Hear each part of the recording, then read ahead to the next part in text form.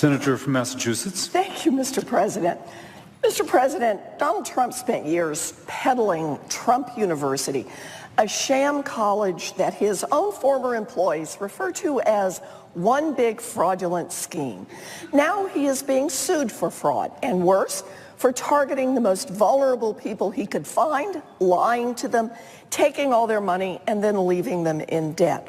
Now, the judge presiding over Trump's case is Gonzalo Curiel, a former federal prosecutor who has spent decades quietly serving his country, sometimes at great risk to his own life. The Republican governor who first appointed him calls him an American hero, and he was confirmed with bipartisan support from the Senate. Like all district court judges, Judge Curiel's work is not political, so he is following the law in the Trump University case. But Donald Trump wants Judge Curiel to bend the law to suit Trump's own personal financial interests and Trump's very, very fragile ego.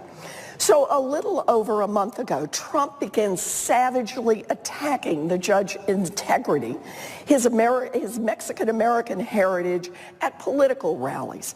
Some Republicans in Congress claim to be shocked by the assault on our legal system.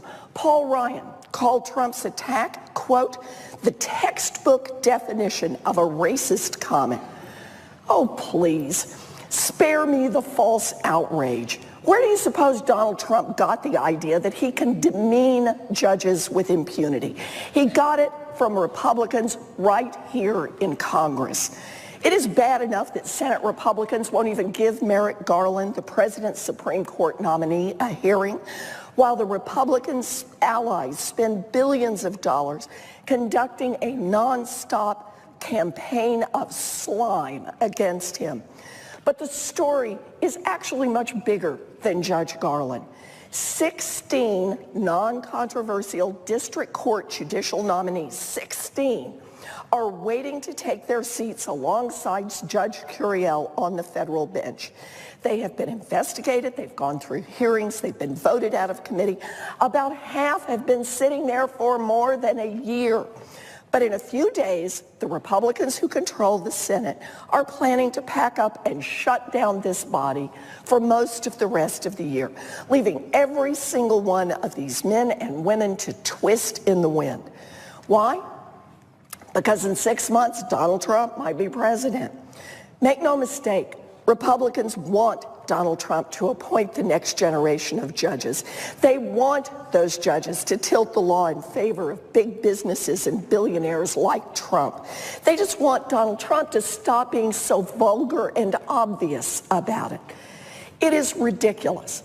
If Republicans expect the American people to believe that they don't agree with Trump's disgraceful attacks on an independent judiciary, they should confirm these judges. We have just one message for the Republicans. Do your job now before shutting off the lights and leaving town. At least confirm the 13 non-controversial district court judges that were nominated before 2016.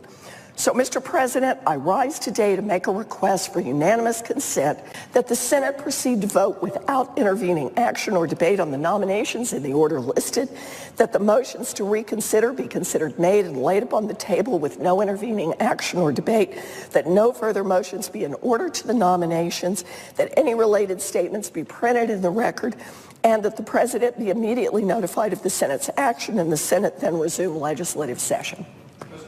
Is there objection? Mr. President. Senator from North Carolina. Reserving the right to object.